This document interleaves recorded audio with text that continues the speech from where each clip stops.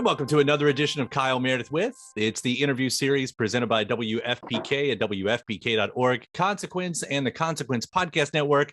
Thanks as always for making your way here and checking out the series. You know what to do by now. You like what you see, what you hear, hit that subscribe button. I put out 3 new interviews every single week, so it's a great way to keep up with all of your favorite artists. And I get to talk with one of my favorite artists right now, talking about Soccer Mommy. I've got Sophie here. Hello. Hey. Congratulations. You've once again, I've been able to talk to you on the past 2 records too. And every single time I get nervous that I over compliment you because I'm such a big fan. Oh, thank you. But this new album, Sometimes Forever, is so good. Again, Thanks. It's a mood you've got here, and it's different because what you've done here, it's got sounds that definitely touch on the past, but it's not stuck in the past. It's not a retro record. That's not a easy trick to pull off. Like, what were the conversations going into this album? Like, how did you arrive at the sound that you did? I mean, I think part of that is that, I've never set out to just be like, I want to replicate something from the past specifically. I think all of the influence for this album and every album before it comes from a lot of places, there's definitely when me and Dan, the producer, were talking about the production for the album, that's kind of where all of the, any sense of inspiration comes from me from other people. I think when I'm writing, it's very just kind of doing whatever comes to my head, and there's no, specific direction I'm trying to go.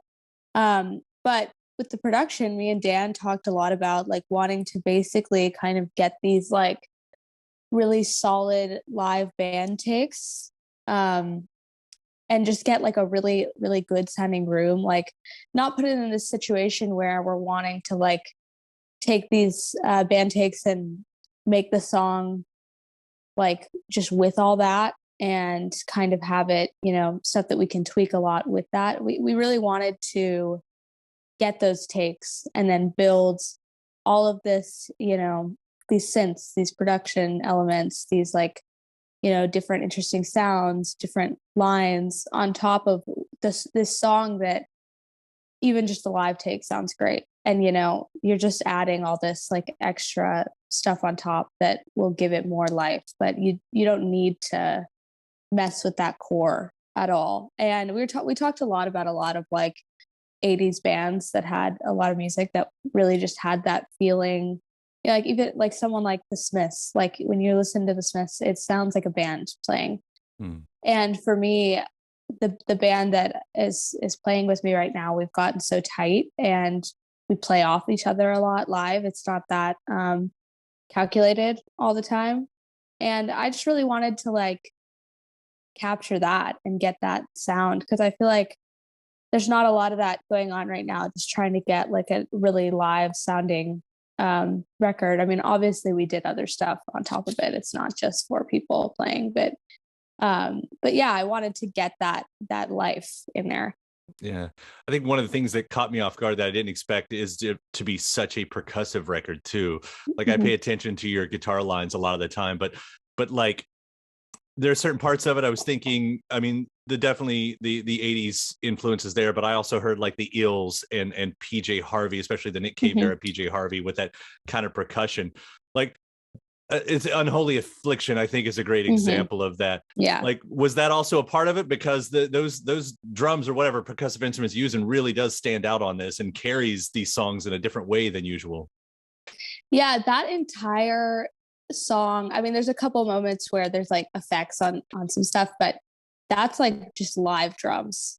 And it was honestly so cool watching Roland do it, because we had this version of the song that is way more straightforward, kind of like how the second verse is, that we had practiced a little bit, and we came in to record it that day, and Dan had made this synthy line that had bass and a little bit of a beat in it, which is what the song ended up being most of the time. And he just used the demo vocals and everything. Those are actually the demo vocals on the entire song. Wow.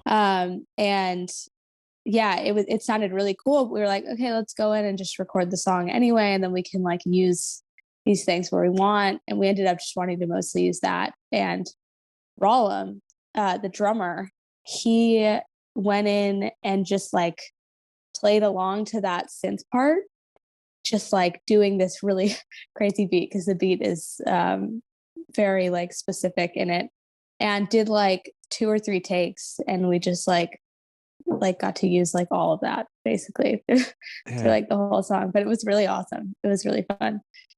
What a cool feeling. That's one of those I'm really looking forward to hearing live too, because Yeah. kind of feeling how that comes. Like it doesn't sound like it, but because this sounds like a different record than what you've done so far, but it doesn't sound like you necessarily had to change the way you write a song at the beginning. Like everything happened afterwards. Is it, or did you? Oh no, not at all. I mean, for me, it was exactly the same. I think I had some inspirations that were a bit different, maybe, when writing, just because partially it was being home and being able to go back to kind of like when I'm making demos, messing around with stuff a lot. So I like demoed all these songs, and for a lot of them, I was having fun just doing weird things on the computer with it, which definitely like pushed towards the direction of how the song was going to be produced in the end. But the songwriting process was exactly the same. It's just me sitting around playing guitar, finding a guitar riff I like, and then singing over it, and it's done. Yeah. Well, of course, you get into the lyrics, and there does seem to be this push-pull you have with yourself. I don't want to actually assume anything with yourself. Maybe it's character, sometimes like you get a song like Darkness Forever, and there is darkness all throughout this record. And I don't know where that comes from. But how much do you allow for yourself to be in that versus you might need to pull back and allow for the use of a character? Um, I don't really have any character use. I mean, a song like there's definitely songs like New Demo or Following Eyes where it's not like some kind of narrative to my life at all. It's just kind of a story basically. But I don't have any personally, I don't have any problem with delving into the darkness a little bit when I'm feeling it. I think that it's a good outlet, and I think it makes it fun. I don't know. For me, like songs like it's funny. I remember talking to my like label and everybody when this album was, and I was like, it just feels so much less like dark and like heavy than the last one. And they were like, what are you talking about? And I was like, I don't know, it just feels like fun at this point. Maybe it's just like being in a better place in my life than I was when I started writing it. Or, I mean, honestly, I just think it's like, it feels really fun and exciting. And I love like horror and stuff. And so it's just really like, it's fun to get to play music like that because I love it. And I'm not like I couldn't ever do like just like be like a metal artist, like someone like Sasami. Oh my God, we got to, she opened for us at this show, and watching her set was so sick. Like I could never like scream like that or do anything like that. It wouldn't come out of my voice. It just wouldn't happen. But I'm very envious. I wish I could do like some really like heavy like metal stuff. That would be really awesome. Her album is also a favorite of mine this year. Yeah. And I had her on this show not long ago, and it was fun and probably the most bizarre interview I've ever had. Yeah, she's great. She's amazing. Yeah. I love her. Yeah. The two of you all together, that's a hell of a bill right there too. Yeah, it was fun. You mentioned Following Eyes, and that is an interesting one here too. And as you talk about horror, like we talk about reference points, influences, or whatever in music, but what are you using any for like television and film? Do you find that you direct yourself? Like I saw, what was the Pitchfork when they talk about your Buffy sticker on your trucker? Yeah. But does that come in where you're actually taking direct influence from TV and film? I mean, it's not direct, but there's so much. I mean, I love it. Something like Buffy, I grew up watching, and I think definitely like when I was writing Following Eyes, I just wanted to write this spooky like ghost story, because what came first was the riff that I wrote for the beginning, which is not in actually that much of the song by the time that it got like, chopped up and everything. But this riff was like super creepy and cool. And I was like, I just want to write like a ghost story, like, and it have absolutely nothing to do with me. And it just be kind of like fun and creepy. And I mean, I at the time, like, I wasn't thinking specifically I want to do something like this movie or this book, but there's definitely visual elements that I was like, I wanted to reference this like romantic horror writing, like where it's just kind of got this like sense of like description of like the nature and stuff and like things that could be really beautiful, but instead they're like creepy and eerie and like desolate. So I wanted to get that while also like I didn't want to just like write something really like gory. I don't know. I wanted it to be this kind of like eeriness that I think like horror type writing from the romantic period does really well with. So there's definitely a little bit of like thought in that kind of direction of like the tone, but there wasn't a specific, like book or show or something that I was like wanting to channel exactly. Yeah, that I might just have wanted to been. say more. That's what I wanted to say. That's Yeah, all I I wanted to say. think that might be why I grabbed onto it too, because just coincidentally, I was having a conversation with my wife about how in the thriller genre or supernatural or whatever, there's not a lot of actual ghost stories right now. And I think when I was growing up, we had a good amount of like ghost stories, and it's usually a Mhm. different thing. There's a murder on the loose, Vampires or are big vampires now. or something like that. Right. But it's not a lot of like actual ghosts. Although they are making a new live action series of Casper, which is supposed to be a bit more gothic. So Interesting. yeah, Interesting. I'll watch. I will. Yeah, I mean, check it out. but I think that's what I liked about it, because you're hitting something I need in my life right now with Hmm. this. And what you were, I mean, not exactly that at all, but you were part of a soundtrack right before this too, right? I'm dropping the name of that. The Turning. The Yes. Turning. That Yeah. was the first time I got to write like a creepy song. And I was very excited. When they asked me, I was like, I will do it. Yes. I'll do it instantly.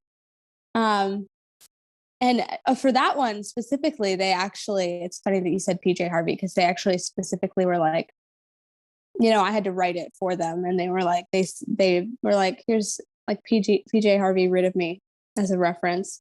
So I was like, okay, think I can get into that lane. It's not exactly there because I didn't want to just like rip something off, but um that was definitely the vibe, the kind of like grungy, broken down Mm-hmm. thing was like definitely what they wanted me to go for.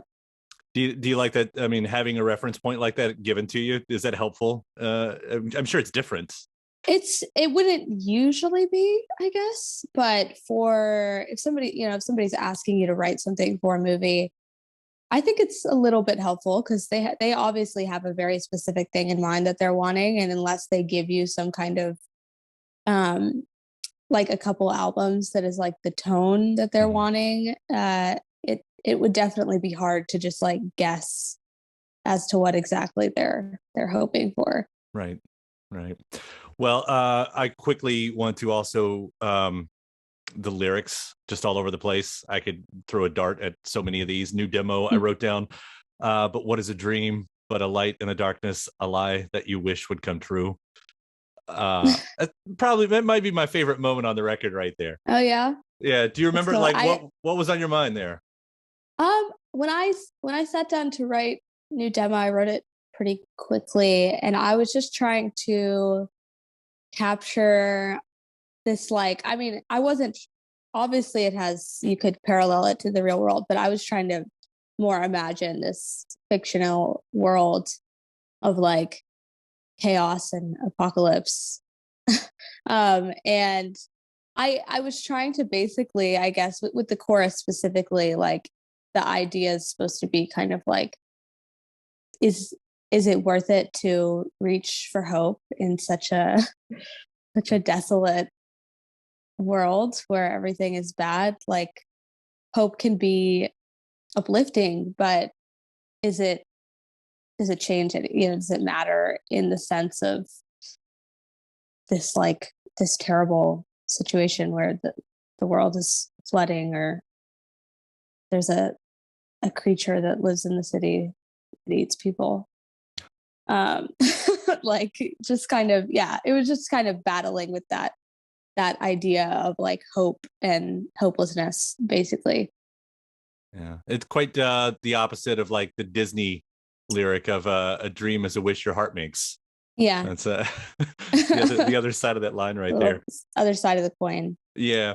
I'll wrap with this too. The shotgun video was so fun to watch. I was really convinced that was a bedroom until the camera pulls back. Until we backed out. Yeah. And it was like there was that I was trying to think, like Natalie Imbruglia did that with Torn, that video and everything right there. I love that kind of stuff. It's like whoa. It strips away the mystery a little bit. Yeah, it's cool. Yeah, that's why I didn't know if you guys were like if that's what you were going for, but it's really effective. I mean, the director didn't mention it, but it definitely could have been something, because it was largely an idea crafted by the director. Yeah, it's fun to watch. Recommended for everyone listening right now. Check out the shotgun video. I'm so looking forward to see you on the tour. You might have already just come through Louisville. I might have missed that. Yeah, we did. Yeah, so I'm gonna travel. I wasn't around, but no worries. Yeah, this tour, this album is so good. Sophie, thank you so much for taking the time to talk about it and doing what you do. I always love hearing what you're putting out. Yeah, thank you for having me.